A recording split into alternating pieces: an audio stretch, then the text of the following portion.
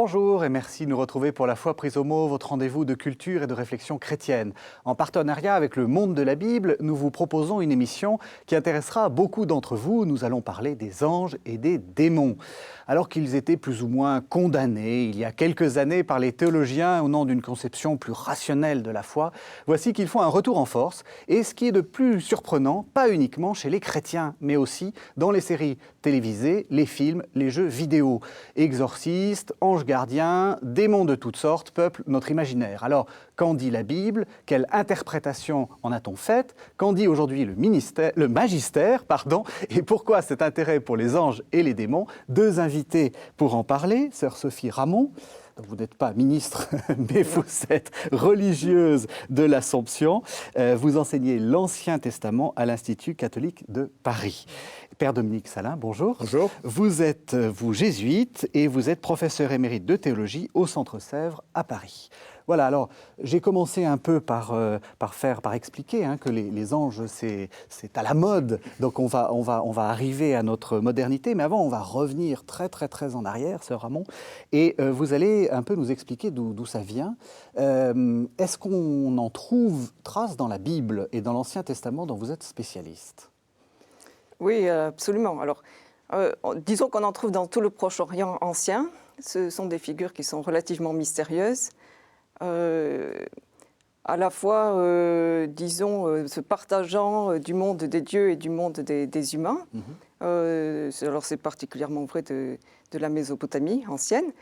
Dans l'Ancien Testament, on a des figures variées. Ouais. Peut-être c'est ça qu'il faut dire en premier, cette variété de figures, qui sont au fond, au point de départ, ni positives ni maléfiques. Ça, c'est vraiment important. Dans le Proche-Orient ancien, on sait un peu quels étaient leurs rôles. C'était des protecteurs, il faut imaginer ces grands taureaux un peu ailés qu'on trouve par exemple au Louvre, dans la cour de Khorsabad, ou des petits démons avec les petites statuettes là.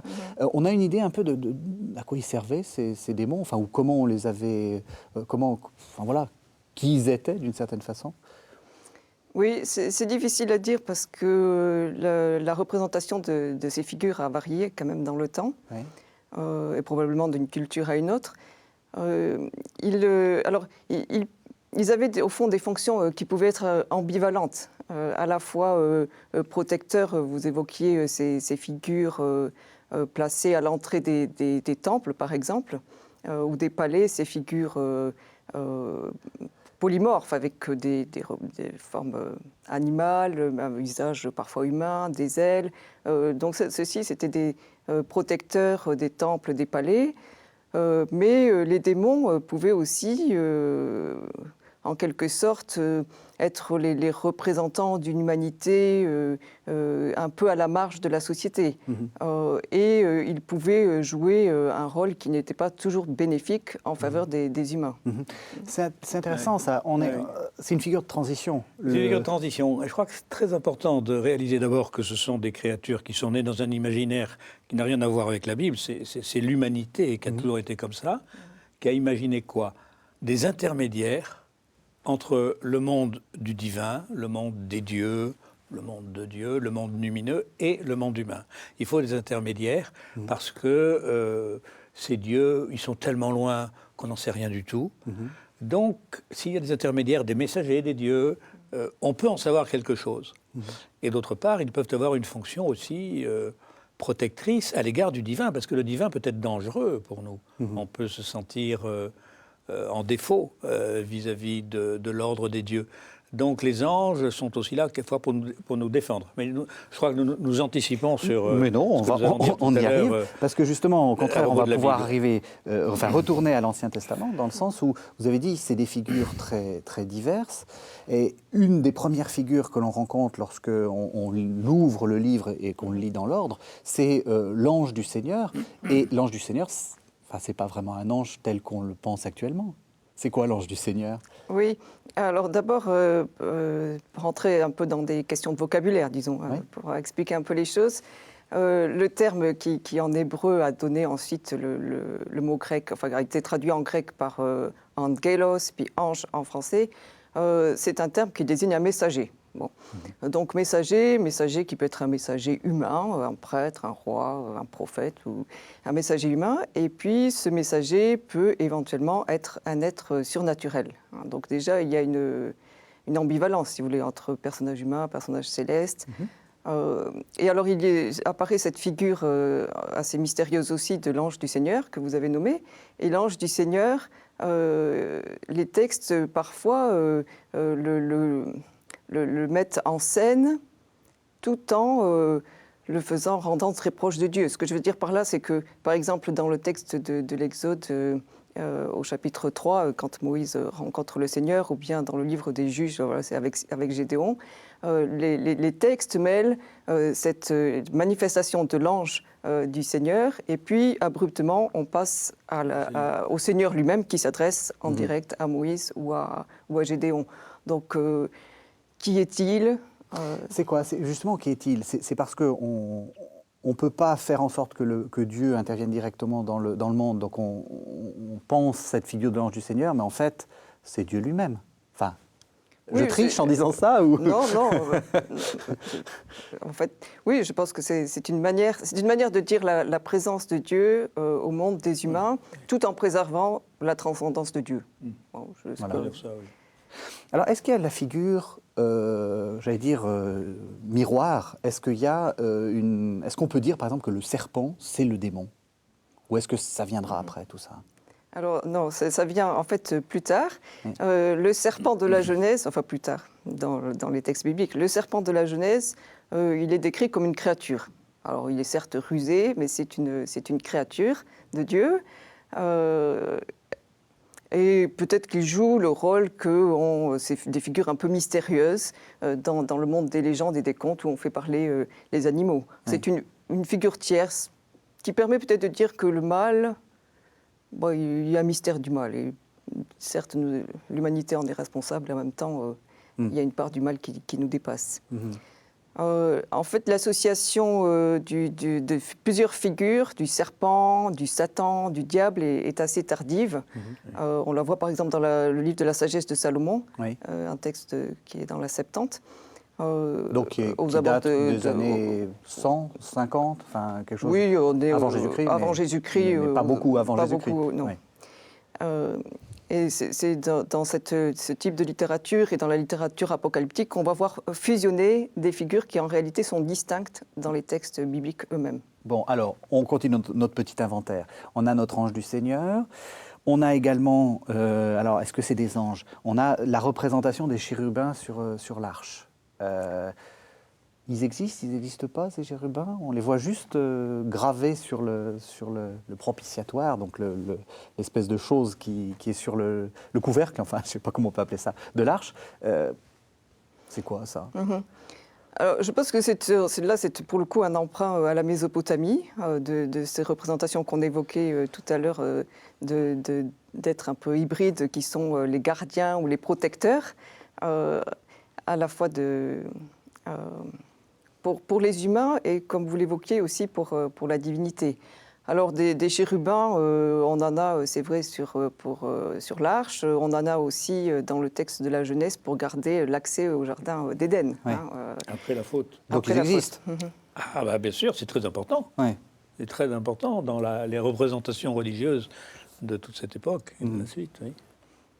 Et à côté de ces figures, on trouve d'ailleurs aussi les séraphins. Alors ça, c'est peut-être encore plus mystérieux, les séraphins. C'est surtout dans le texte d'Isaïe, au chapitre 6. Le séraphin, c'est une figure, une personnalité un peu mystérieuse aussi. Visiblement, il a la fonction à la fois de proclamer la louange de Dieu et de purifier, puisque c'est lui qui va prendre, un des séraphins qui va prendre le tison pour purifier les lèvres du prophète.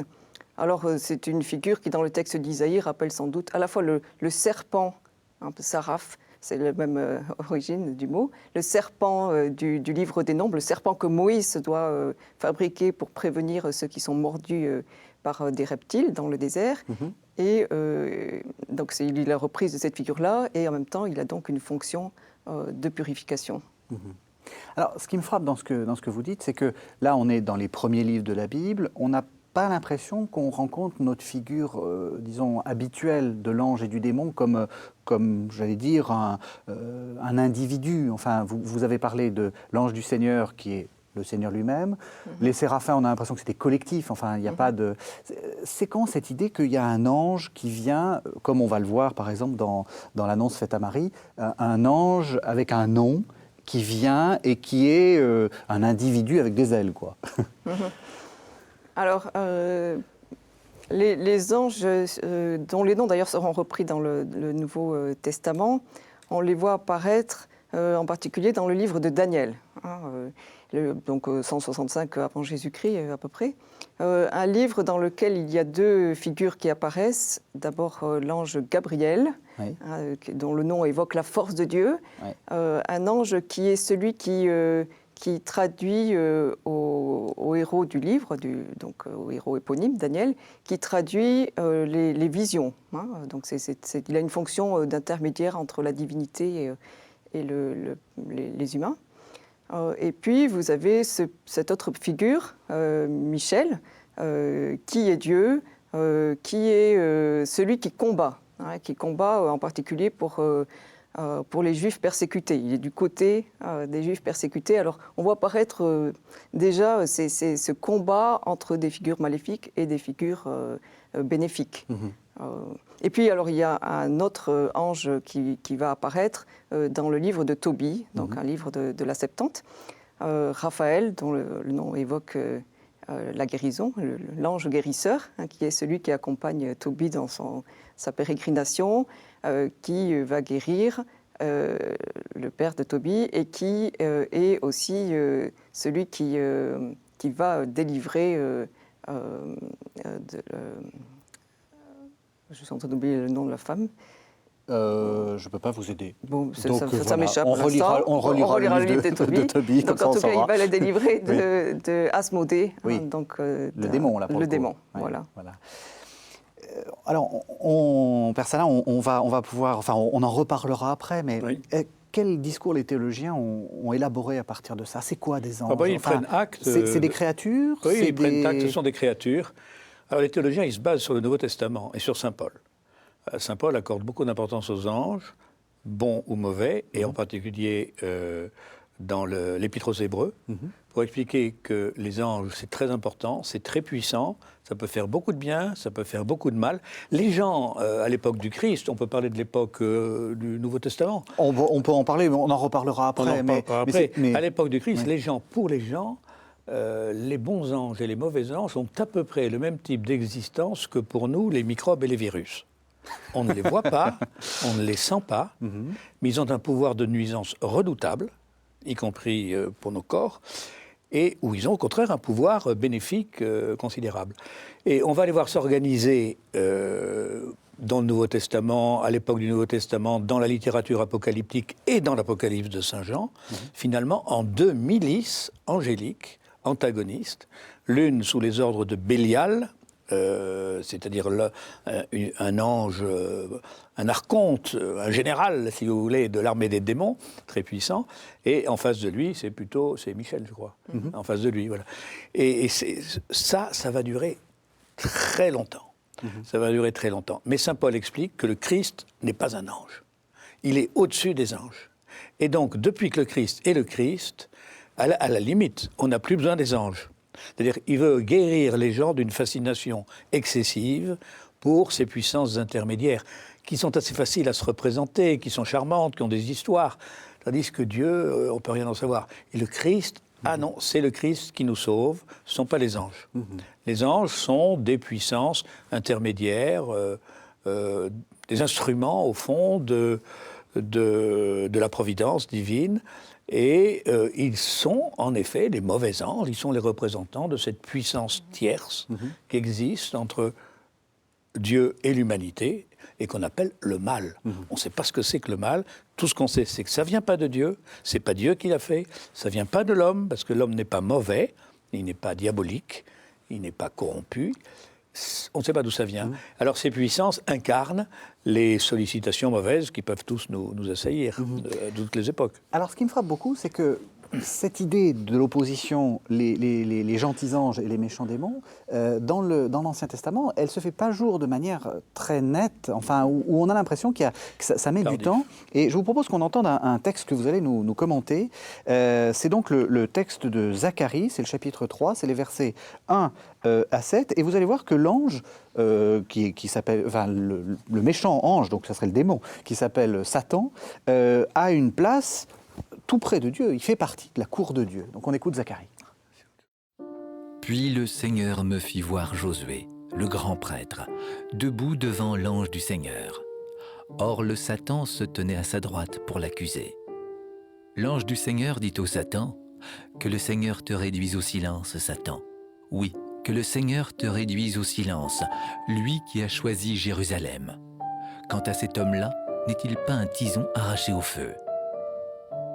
Josué, debout devant l'ange, portait des habits sales. L'ange reprit et dit à ceux qui se tenaient devant lui, « Enlevez-lui ses habits sales. » Puis il dit à Josué, « Vois, je t'ai débarrassé de ton péché et on te revêtira d'habits de fête. » Et il reprit, « Qu'on mette sur sa tête un turban propre. » Ils lui posèrent sur la tête le turban propre et lui mirent les habits. Et l'ange du Seigneur se tenait là. Alors l'ange du Seigneur fit à Josué cette déclaration. « Ainsi parle le Seigneur de l'univers. Si tu marches dans mes chemins, si tu gardes mes observances, toi-même, tu gouverneras ma maison. Tu veilleras aussi sur mes parvis, et je te ferai accéder au rang de ceux qui se tiennent ici. » Voilà, alors ce premier verset, le verset 1, a attiré mon attention parce que c'est vraiment pas la représentation qu'on a habituellement. Le Seigneur me fit voir Josué le grand prêtre, debout devant l'ange du Seigneur. Alors vous nous avez dit que c'est à peu près Dieu lui-même. Or le Satan se tenait à sa droite pour l'accuser.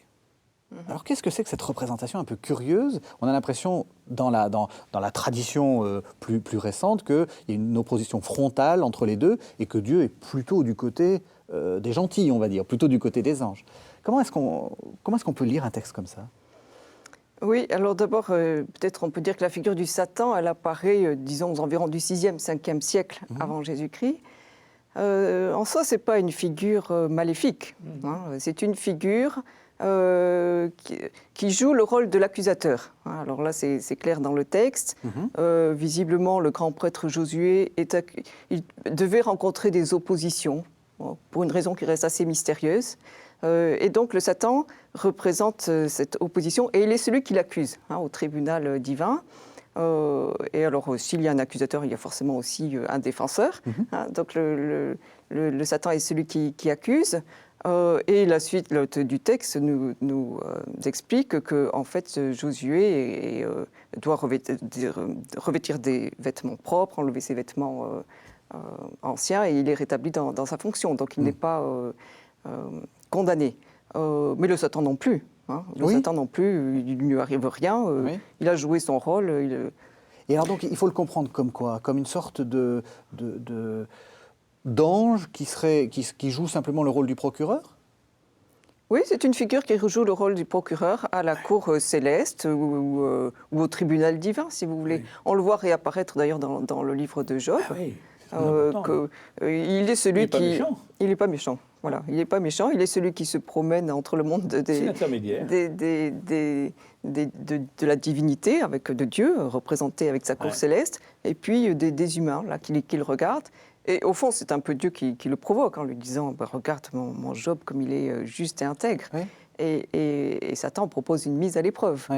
Mais à la fin du texte, dans la fin du livre de Job, Job est réintégré dans son intégrité, il retrouve son intégrité, mais le Satan n'est pas condamné. Mais on peut retenir quand même, je crois, de cette première image de Satan, avant qu'il ne devienne le démon cornu, fourchu, etc., des caricatures populaires, qu'il a quand même une fonction un peu de suggestion de ce que la création, ça ne marche pas si bien que ça, et que l'homme, on doit pouvoir le séparer de Dieu, peut-être. Et ça commence comme ça. Et je crois que c'est très très important, alors d'un point de vue tout à fait global et anhistorique, que la première représentation de Satan, sous le nom de Satan, dans l'Ancien Testament, soit celui d'un accusateur, C'est très important, parce que lorsque nous assisterons tout au long du Moyen-Âge et de la modernité, de l'époque moderne, à l'intériorisation des forces du mal, on s'apercevra qu'au fond, quel est le grand démon qui travaille l'homme et qui engraisse les psychanalystes aujourd'hui? C'est la culpabilité. C'est la culpabilité. Et le Satan, c'est celui qui dit à l'homme, tu es coupable. C'est pourquoi il est très important, je crois, que l'Esprit Saint, chez Saint Jean, s'appelle le paraclet, le consolateur. C'est-à-dire que c'est l'image du tribunal. Vous avez le procureur, c'est Satan, et vous avez l'avocat, c'est l'Esprit Saint.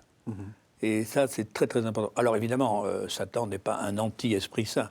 Entre l'Esprit Saint et Satan, mais Satan, il a ce rôle un petit peu de celui qui va suggérer des choses qui ne marchent pas bien, notamment lorsqu'il va tenter Jésus au désert, etc. Mais enfin, on n'en est pas là encore. On va y arriver, mais peut-être avant, à partir de quand on a cette idée, alors je ne sais pas si elle est dans la Bible, je crois qu'elle n'y est pas, à partir de quand on a cette idée que les démons sont des anges déchus? C'est-à-dire que tout était beau au début, puis qu'après, certains ont renié et puis sont tombés. C'est une idée qu'on trouve pas vraiment dans l'Ancien Testament? Oui, vous avez raison. En fait, c'est une idée que l'on trouve surtout dans la littérature apocalyptique, qui n'a pas été retenue dans les canons bibliques. Oui. On a quand même les textes. On a les textes, bien sûr, le livre d'Enoch, le livre des Jubilés. Donc un courant de littérature apocalyptique. Alors, il y a peut-être aussi certains passages de l'Ancien Testament qui pourraient laisser penser à ces figures-là. Par exemple, vous avez une description dans le livre d'Ézéchiel d'un personnage qui est rejeté, qui est déchu. Alors, disons que c'est quand même le courant apocalyptique qui va introduire cette figure d'un ange déchu qui, du coup, devient maléfique aussi. Oui, le Lucifer, le roi de Babylone, c'est-à-dire cette créature qui, au fond, a voulu monter contre Dieu, s'est révoltée contre Dieu, qui donnera ses traits à Lucifer. Elle est déjà un peu, je crois, dans le... C'est cette figure dans le livre d'Ézéchiel. C'est dans le livre d'Ézéchiel, c'est ça, oui. Tu t'es enflé d'orgueil, tu as voulu monter, et puis tu t'es cassé la figure. L'astre déchu, que les romantiques, Victor Hugo, exploiteront. Est-ce que Léviathan et Béhémoth, c'est des démons? Alors, juste, c'est une question... Oui. Alors ça, ce sont d'autres figures. Le Léviathan, c'est un monstre marin. Un monstre marin probablement emprunté à l'univers d'Ougarit. Parce qu'à Ougarit, on a un combat du dieu Baal contre le dieu Yam, le dieu de la mer, lequel est assisté de monstres marins. Alors l'Otan, qui est probablement l'équivalent du Léviathan biblique, et puis les Tanines, les monstres marins. Donc ce sont des figures, disons, qui représentent le chaos. Dans les textes bibliques, le Léviathan apparaît. Alors pour évoquer cette dimension de chaos, là par exemple, c'est une figure qui est évoquée par exemple dans les psaumes. Oui. Et en général, pour dire que Dieu est vainqueur du chaos. Oui. Et le Léviathan est aussi éventuellement quelquefois celui dont Dieu se joue d'ailleurs. Que tu créas pour t'en rire. Voilà, psaume 114. Et je crois qu'il n'y a pas dans une tombe égyptienne, auprès d'un petit enfant, un jouet, un espèce de crocodile à roulettes, qui serait Léviathan, plus ou moins. Oui, c'est possible. Donc c'est une figure populaire, en fait. C'est une figure populaire. Ah bah oui, comme tout ça. Alors, on va arriver au Nouveau Testament. Qu'est-ce qu'on retient du Nouveau Testament? La question s'adresse à tous les deux. À tous les deux. Est-ce qu'on peut dire que le Nouveau Testament est en continuité avec l'Ancien, sur cette question-là, parce qu'évidemment il l'est, mais sur cette question-là, ou est-ce que vous voyez une rupture? Vous qui regardez depuis perché sur votre Ancien Testament, quand vous regardez le Nouveau Testament, comment vous voyez les choses? On voit bien qu'il y a des figures qui réapparaissent. Donc le Satan, que vous évoquiez, qui apparaît au moment des tentations de Jésus, il est au fond celui... qui vient, vous le disiez, semer le doute. Jésus a été baptisé, il est poussé au désert et le Satan vient mettre Jésus à l'épreuve, vient tenter Jésus. Tu es vraiment le Fils de Dieu? Tu es sûr que tu es le Fils de Dieu? Voilà. Oui, c'est vraiment c'est le doute. C'est le doute. Ce qui est d'ailleurs assez intéressant parce qu'on voit bien que le doute vient, le Satan vient en réaction contre un don. Il vient semer le doute sur un don de Dieu. Le don est premier. Le don est premier, voilà. Absolument. Le mal, c'est après, c'est second. Le mal, c'est toujours second. La création est première. Ah oui. Alors, dans l'Évangile, oui. Jésus parle assez peu du diable et des démons. mais il passe son temps à lutter contre eux, à les chasser, à les exorciser. Et en revanche, il parle assez souvent des anges, et les anges l'assistent. Oui. Ah oui, les deux univers sont vraiment présents dans l'Évangile, oui. Voilà, et on retrouve en particulier l'ange Gabriel. Et l'ange Gabriel, bien sûr. Qui est celui qui vient annoncer la naissance de Jésus. Donc là, il est dans son rôle habituel de messager. Absolument. Voilà, dans son rôle de messager qui annonce, qui... Ouais. Et l'ange qu'on trouve au Jardin des Oliviers, c'est quoi? C'est la figure de défense, de confort? Consolateur. consolation. Un ange consolateur, oui. Alors, ce qui est Et frappant, les oui. anges qui servent Jésus, par exemple, lorsqu'il a vaincu Satan au désert, après les tentations, les anges viennent le servir. Oui. Il était parmi les bêtes sauvages, mais n'ont rien fait. Mais les anges... Voilà, donc au fond, ce sont des figures de la providence, disons. on peut dire. Ce qui est frappant, vous l'avez dit, c'est que on va voir apparaître beaucoup de démons. Vous avez dit les démons, il va falloir peut-être dire ça. Les démons paraissent extérieurs, mais en fait, dans le Nouveau Testament, on a vraiment l'impression que ça décrit aussi des choses intérieures. Tout C'est à des fait. maladies, c'est des folies, c'est des. Tout à Donc fait. l'ange, le démon, il est quoi? Il nous est intérieur ou il nous est extérieur? Alors, c'est une réalité, encore une fois, invisible, un esprit impalpable, mais qui a tout à fait le pouvoir d'entrer dans la matière, notamment dans les corps, et d'agir sur eux. Il hante en particulier les cimetières, les déserts, les djinns. Et il entre dans les corps. L'enfant l'épilepsie, par exemple, on voit bien, l'enfant épileptique que Jésus guérit, c'est un enfant qui est possédé par un démon. Donc la plupart des maladies peuvent être attribuées à des démons. Mais là, si vous voulez, le monde biblique et le monde évangélique n'est pas différent du monde ambiant, qu'il soit juif, mais qu'il soit païen aussi. Parce que pour les païens aussi, les démons ont une existence tout à fait réelle. Et même chez les intellectuels, les grands intellectuels païens, vous avez des anges qui sont maléfiques, mais aussi des anges bénéfiques. Par exemple, Socrate, chez Platon, on voit ça, Socrate a son daimon, son démon. Vous avez de bons démons et de mauvais démons. Oui, là, c'est un bon démon, le démon Alors, de celui de Socrate, oui, parce qu'il l'avertit, il a un choix moral difficile à faire, c'est son daimon qui lui dit « tu dois faire ça ». Donc c'est intéressant de voir déjà chez Socrate quelque chose qu'Ignace de Loyola reprendra dans les exercices spirituels, savoir que un bon ange peut vous inciter au bien, vous attirer vers le bien. Mais donc, dans l'Évangile, oui, les démons, les maladies, etc., sont attribuables à des démons, bien sûr. C'est un héritage biblique aussi, ou on en parle pas tant que ça? Moins que ça. On en parle Parce pas. que là où je veux en arriver, c'est Ça, c'est est-ce que ce sont, systématique. vous avez dit, c'est quelque chose qui vient du monde ambiant. Oui. Est-ce qu'on peut dire que ange et démon, c'est quelque chose qui est biblique, mais qui est en fait, qui n'est pas spécifiquement biblique? Est-ce que vous diriez, enfin, Oui. quelle est la part d'élaboration proprement biblique pour vous? Non, en fait, je pense que ce n'est pas proprement biblique. Je crois que vous l'avez dit Oui. avec justesse. Tout le monde indo-européen. Oui. Et bien en Chine, c'est pareil. Vous avez des... Donc c'est une réalité. C'est une structure humaine Oui. normale. L'homme est quand même un animal naturellement religieux, pour parler de façon très très simpliste. Oui. Et donc il y a un haut et un bas, il y a des divinités, il y a nous, et puis il y a des choses entre. Voilà, pour dire les choses très simples. Alors tout le développement de l'humanité s'est fait dans ce monde-là. Et encore au XVIe, au XVIIe siècle, en Europe, c'est très très important tout ça. Et donc, ça serait quoi la part proprement biblique? C'est quoi qui vous semble être l'enseignement proprement biblique sur les démons? Oui, les anges. Sur les démons et sur les anges. Je pense que d'abord, il faut rappeler que l'Ancien Testament, on l'évoquait avec la figure de l'ange du Seigneur, mais on pourrait dire la même chose du Nouveau Testament, avec la figure du Christ, donne la primauté à Dieu. Hein, donc, Dieu, dans l'Ancien Testament, le Seigneur, et évidemment le Christ dans le Nouveau Testament. Et au fond, ces figures sont relativement secondaires, si je puis le dire aussi, de manière aussi lapidaire. Non, mais vous avez raison. Alors, elles nous disent à la fois la providence d'un Dieu qui s'engage envers l'humanité et puis ce mystère d'un mal qui nous dépasse. Alors, est-ce qu'on peut aller beaucoup plus loin? J'irai un peu plus loin. Je crois que, par exemple, dans le grand concert des grandes religions des premiers siècles, le masdéisme, le manichéisme, les gnoses, etc. Les religions païennes, les religions à mystère, les religions qui fascinaient l'aristocratie romaine encore à l'époque d'Augustin, les religions égyptiennes, les cultes d'Asie mineure, Cybèle, etc.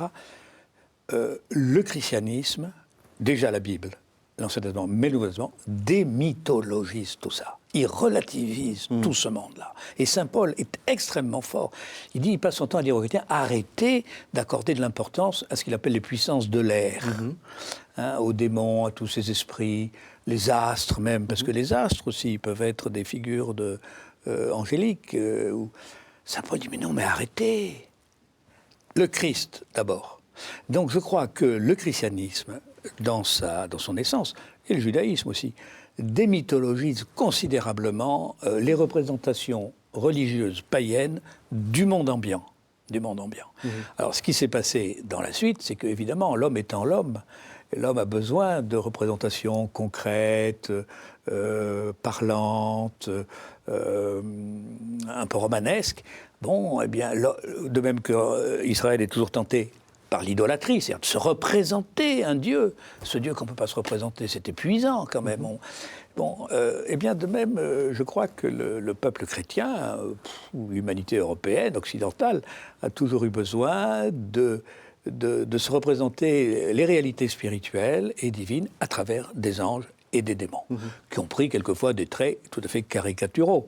Bon, à la limite folklorique, si vous voulez, même qui ont prêté beaucoup au folklore. Mais je crois que fondamentalement, la foi chrétienne invite à défolkloriser la religion. Donc ça serait un peu en opposition avec la représentation, alors là pour le coup très folklorique qu'on a dans les séries américaines, etc., une sorte de combat frontal, les anges contre les démons, avec Dieu du côté des anges et Satan du côté des démons. Dieu et le Christ sont au-dessus de ça. Ça, c'est l'enseignement biblique. Ah oui. Et ça, le manichéisme... On n'est pas dans une opposition. Augustin s'en voulait terriblement, parce que pendant 9 ans, il a cru à ça, à une vision du monde comme ça, manichéenne, avec le Dieu des ténèbres et le Dieu de lumière, qui s'affrontaient avec leurs démons, à puissance égale, avec des milices à puissance égale.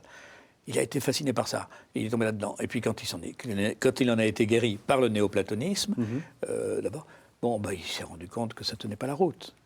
Que c'est le Christ qui nous sauve, ce n'est pas les démons, ce n'est pas les bons anges même. Les bons anges peuvent nous aider.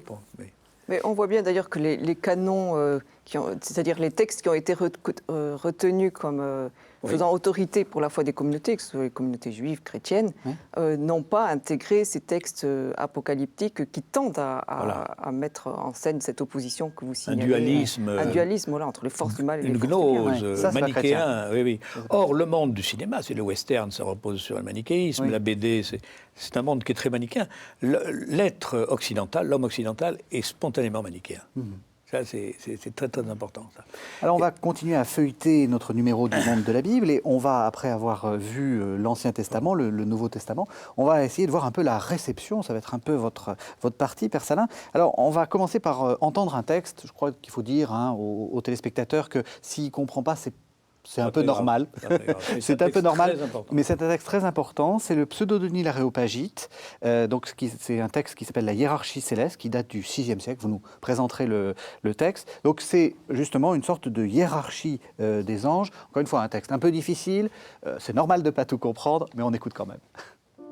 Le but de la hiérarchie est donc d'assimiler et d'unir à Dieu, qu'elle adore comme maître et guide de sa science et de ses fonctions saintes.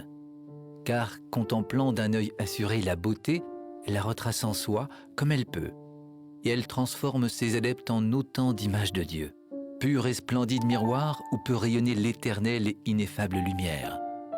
Ainsi, par ce mot de hiérarchie, on entend un certain arrangement et ordonnance sainte, image de la beauté incréée, célébrant sa sphère propre avec le degré de pouvoir et de science qui lui revient, les mystères illuminateurs.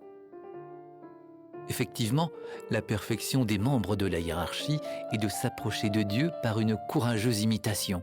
Et, ce qui est plus sublime encore, de se rendre ses coopérateurs et de faire éclater en eux, selon leur force propre, les merveilles de l'action divine.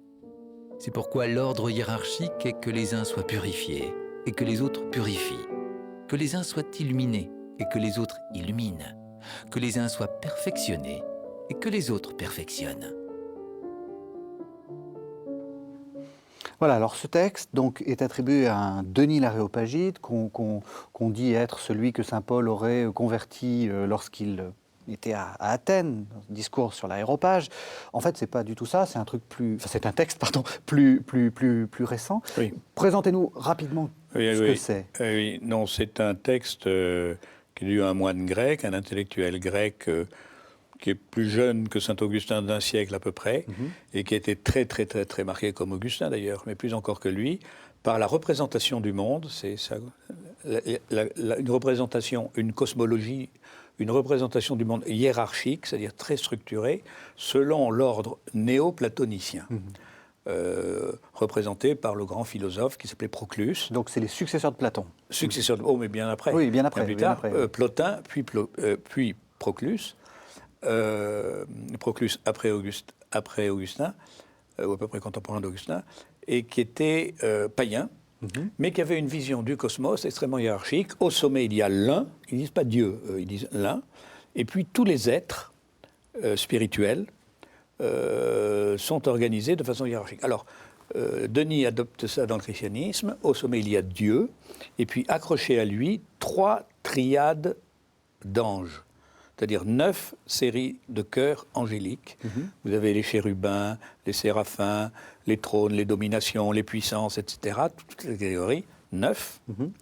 Et la grâce de Dieu, l'action de Dieu, la lumière de Dieu descend vers la création à travers ces anges. Chaque première catégorie reçoit et ensuite transmet ce qu'elle reçoit à la suivante.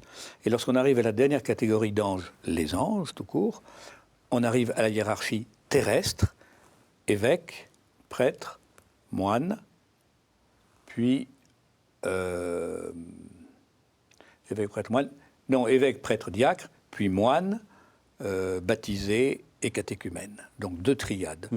Alors, à travers les anges, il faut se représenter la création des êtres spirituels comme une immense cascade, un escalier avec une cascade. La grâce ruisselle, de chaque degré rebondit vers les inférieurs qui transmettent. Et une fois que tous les êtres sont traversés par le don de Dieu, ensuite leur vie spirituelle consiste à remonter vers Dieu, selon un schéma ascendant un peu sur le mode de Platon. Alors ça, cette vision du monde spirituel, de toutes les créatures spirituelles visibles et invisibles, qui sont hiérarchiquement disposées pour vivre de la vie de Dieu, cette vision du monde va dominer toute la pensée du Moyen-Âge. Bien sûr saint Thomas, saint Bonaventure, tout le XVIIe siècle, et en particulier tous les écrits mystiques. Parce que parallèlement à ce texte, la hiérarchie céleste, Denis, enfin celui qu'on appelle Denis, le pseudo-Denis, on ne croit plus depuis le XVIIe siècle que c'est lui. Il a écrit aussi la théologie mystique, un petit ouvrage de quelques pages, qui montre comment chacune des âmes de l'homme peut s'élever vers celui qui est au-delà de toute connaissance. Parce que ce qu'il faut comprendre, c'est que ce n'est pas un manuel pour reconnaître les anges comme il y a un manuel pour reconnaître les poissons ou les... Pas du tout. C'est une façon philosophique d'expliquer comment l'homme, ce pauvre bougre d'homme, peut être en relation avec le tout autre. Il ne peut pas l'être directement, bien sûr. Donc il faut qu'il y ait toute une hiérarchie, des intermédiaires très très organisés entre lui et Dieu. Alors ça commence par monsieur le curé, puis l'archevêque, puis l'ange, puis l'archange, et voilà. Et c'est comme ça qu'on peut être en relation avec Dieu. Donc c'est une représentation du cosmos, si vous voulez, qui est une représentation, j'allais dire, impériale, royale, enfin qui n'a plus rien à voir avec la démocratie. Le monde est organisé selon un ordre immuable, et c'est comme ça.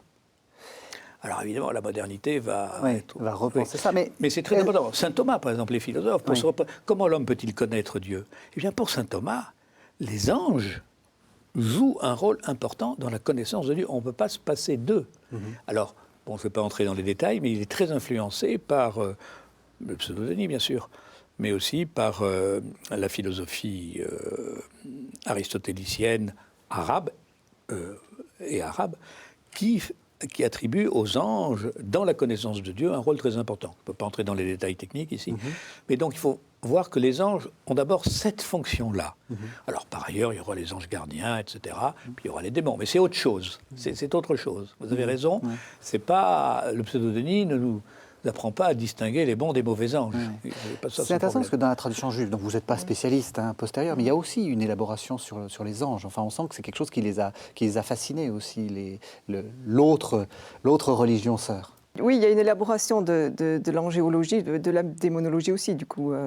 Mais de l'angéologie, parce que je pense qu'on a besoin, d'une certaine manière, de dire aussi que Dieu est présent de manière peut-être plus individualisée. Oui. Alors, d'ailleurs, on pourrait citer un texte qu'on n'a pas cité tout à l'heure quand on parlait du Nouveau Testament, mais le texte de Matthieu qui dit que l'ange, que des petits veillent sur eux. Je cite de manière très libre. Leurs anges, les petits-enfants, sont respectables parce que Matthieu 18, leurs anges dans le ciel contemplent la face de Dieu. Voilà. C'est un très beau texte. Magnifique. Et donc, ces figures angéliques, elles nous disent cette proximité d'un Dieu qui n'est pas étranger à nos vies humaines, au fond. À partir de quand on commence à intérioriser de plus en plus ça? Parce que quand même, à un moment, donc il y a cette fameuse hiérarchie, mais vous avez dit... on peut la laisser là, on peut la laisser. Mais vous avez dit, tout ça c'est... Ah non, mais les démons ont un rôle très très important. Dès les tout débuts de la vie liturgique de l'Église, par exemple dans la célébration du baptême, le démon, les démons, les mauvais esprits, le mauvais esprit a un rôle très important puisque on procède à un exorcisme. Le baptême commence par un exorcisme. Donc dans la pratique, si vous voulez, liturgique, et puis dans la vie quotidienne, dans les croyances des chrétiens, les démons et les bons anges ont toujours joué une très très grande importance dans ces cultures. Encore une fois, il s'agit de se représenter le spirituel. Oui. Alors, vous comprenez, c'est très beau d'être spirituel, mais enfin, on a quand même besoin un peu d'images. Alors, donc ça a toujours eu cours, et ensuite, la chose s'est développée, on voit bien ça dans les sculptures des chapiteaux, de nos églises, dans les fresques, etc. On a besoin de projeter dans le visible des réalités invisibles, et en particulier ce conflit que nous tous nous éprouvons entre, enfin, ce que saint Paul a résumé de façon définitive et immortelle, je ne fais pas le bien que je voudrais faire, et je fais le bien que je ne voudrais pas faire. Il y a des forces en moi qui me suggèrent de faire le bien, et d'autres qui s'y opposent. Voilà, c'est tout, c'est cette expérience. Alors on essaye de le représenter, de le projeter dans des figures, dans des icônes, etc., dans des images. Alors, il va y avoir après Lucifer, etc., et puis toute la sorcellerie aussi. La sorcellerie dans le monde chrétien qui va durer très très longtemps. Bien sûr, c'est le XVIe et le XVIIe siècle qui verront l'épanouissement de la sorcellerie et de la lutte de l'Église contre la sorcellerie, mais ça se prolongera au XIXe siècle et au XXe siècle. Enfin, dans les campagnes berrichonnes profondes, il y a encore un siècle, même encore aujourd'hui, il y a des... Bon. Et alors, ça c'est, si vous voulez, une espèce de représentation d'une extériorisation du mal, des forces du mal, et vous aurez en même temps une intériorisation des forces du bien et du conflit entre le bien et le mal qui va se faire alors dans la vie spirituelle des moines, qui vont partir au désert, les ascètes, le combat spirituel, puis dans la vie monastique, puis dans la vie de tout homme. Et vous en avez une illustration très récente, enfin à l'époque moderne, au seuil de l'époque moderne, dans les exercices spirituels de saint Ignace, ce temps de retraite d'un mois, Ignace essaie de mettre, comme il dit, la créature face à face avec son créateur pour qu'elle puisse choisir sa vie, selon ce que Dieu veut. Mais quand on se met dans cette situation de désert, naturellement, tout de suite, on éprouve en soi des antagonismes intérieurs très forts qu'Ignace attribue au bon ange, c'est le vocabulaire qu'il utilise, un bon ange ou à deux mauvais anges. Le bon ange, en général, est au singulier. Les mauvais anges peuvent être au pluriel. Ou le bon esprit et mauvais esprit. Alors, il y a un discernement des esprits qui est à faire. Et ce vocabulaire d'Ignace, donc, qui est fixé dans les exercices à la fin du XVIe siècle, moi, j'y recours encore quand j'aide quelqu'un à discerner, au cours d'une retraite par exemple, l'appel de Dieu sur lui, je fais appel à cette notion, si vous voulez, d'esprit. Bon, on peut parler d'affect, pour employer un mot neutre, parce que parler d'ange, etc., les gens, quelquefois, ils disent « ouais, c'est compliqué ». Bon. Mais c'est cette réalité-là. Ces antagonismes intérieurs. Donc c'est quoi? C'est la vie, c'est ce qu'on appellerait les passions? C'est ce qu'on appellerait... C'est quoi exactement? Alors c'est très précis, vous avez très bien utilisé le mot. Ça commence, le premier grand théoricien de la vie spirituelle chrétienne, c'est Évagre le Pontique. Et Évagre le Pontique dit que l'homme est en proie, ce qui l'empêche d'être pur mouvement vers Dieu, pur élan vers Dieu, ce sont ce qu'il appelle des logismoi. Logismoi, qu'on traduit par pensée, etc. En fait, et puis les pathés, singulier pathos, pluriel pathé, ce sont les passions.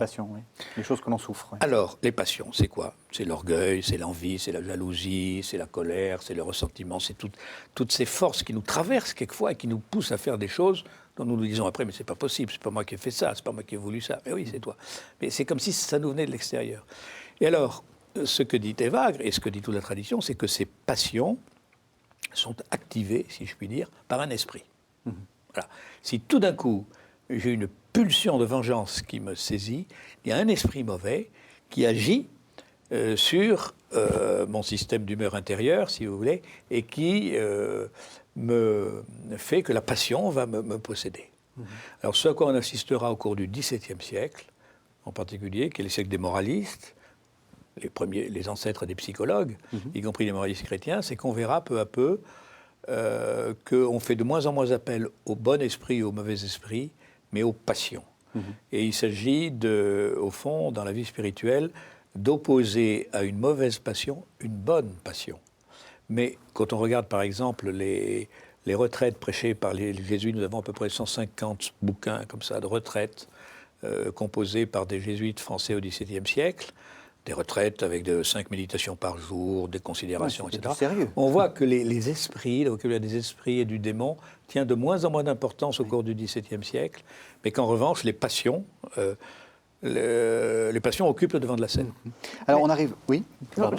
Si on peut faire un petit retour au Nouveau Testament, en fait, ce que vous décrivez est déjà raconté par Paul et puis par les évangiles aussi, parce que tout à l'heure on évoquait la figure du Satan qui intervient au moment des tentations de Jésus, mais on retrouve cette figure au moment où Pierre, au fond, voudrait éviter que Jésus passe par la mort. Passe derrière moi Satan. Donc la suggestion, la tentation peut passer aussi par la figure du plus proche ou de l'ami. Et puis on le retrouve encore au moment de la Passion, avec d'ailleurs une certaine variation selon les évangiles, que le Satan soit du côté de ceux qui ne veulent pas que Jésus meure, ou bien qu'il soit celui qui vient suggérer à Judas d'accomplir ce qu'il a à accomplir. Mais ce combat, il se joue aussi dans le cœur de Jésus. Se joue dans le cœur de Jésus, c'est très important de le souligner. Ça. Il était vraiment homme. C'est la part humaine. Il a connu la tentation. Il n'a pas connu le début d'une esquisse de commencement de réalisation. Mais il sait ce que c'est que le vertige. Alors on arrive à la fin de l'émission et j'ai envie de vous poser une dernière question à l'une et à l'autre. Pourquoi, j'ai dit, c'est très à la mode maintenant. À votre avis, pourquoi est-ce qu'il y a un retour de ces anges et de ces démons? Comment vous l'interprétez? Je suis un peu bavard, mais je crois que c'est parce que, justement, la foi chrétienne, il ne faut pas se dissimuler les choses. Dans sa teneur intellectuelle, sa rigueur doctrinale, elle disparaît complètement du champ de la conscience et de la culture. Alors vous avez le paganisme qui revient. C'est chasser le religieux d'une façon ou d'une autre, il reviendra par la fenêtre. Et actuellement, on assiste à un retour du religieux, mais sous la forme que Michel de Certeau avait admirablement prophétisé, qui est mort dans les années 80. Sociologue, historien, qui est mort il y a 30 ans, l'année prochaine. Il parlait de la folklorisation de la religion, du christianisme, qu'il voyait en route il y a 40 ans. Aujourd'hui, c'est ça. On retient du monde chrétien son folklore. Parce que l'homme a besoin de rêver, il a besoin d'avoir une vision magique du monde. Ça, c'est très très fort. L'astrologie fleurit toujours. Mais ça, et parce que c'est vrai que le christianisme, dans sa pureté, à la limite, il est très difficilement supportable. Donc il a toujours le christianisme composé avec des formes un peu comme ça, spectaculaires, mais qui ne sont pas chrétiennes, en fait, qui sont païennes. Vous êtes d'accord? Oui, je me demande s'il n'y a pas une autre raison, mais je ne suis pas sûre de ce que je vais dire. Mais tout à l'heure, on disait que c'est le courant apocalyptique qui va favoriser, au fond, l'angéologie, la démonologie. Et le courant apocalyptique, il naît dans une période de crise. Il faut expliquer le cours de l'histoire, il faut expliquer pourquoi Dieu semble avoir abandonné son peuple. C'est juste. Aujourd'hui, on est dans un contexte de crise. C'est pas nouveau peut-être non plus, mais du coup, est-ce que ce ressurgissement n'est pas lié à cette période de crise dans laquelle on ne sait plus très bien non plus ce qui se passe, ce qui joue, comment agir? Est-ce qu'on peut agir d'ailleurs dans le cours de l'histoire? Oui, tout à fait. Bon, je ne sais pas, c'est peut-être une explication possible. Probablement c'est les deux. Probablement c'est les deux. D'autres causes encore. Hein. En tout cas, merci beaucoup. Alors, on était en partenariat avec le Monde de la Bible. Vous pouvez retrouver le sujet des anges et des démons dans le numéro de mars, avril, mai 2015, c'est le numéro 212. Vous pouvez également aller regarder sur Internet www.mondedelabible.com. Je vous signale également une très belle exposition qui se tient au musée d'art et d'histoire du judaïsme qui se trouve à Paris. Magie, anges et démons dans la tradition juive. On a encore le temps, c'est jusqu'au 28 juin, du 4 mars au 28 juin au musée d'art et d'histoire du judaïsme. Et puis, quelques suggestions de lecture pour retrouver nos invités. Dominique Salin, vous venez de faire paraître L'expérience spirituelle et son langage, leçon sur la tradition mystique chrétienne. On trouve ça aux éditions des facultés jésuites de Paris.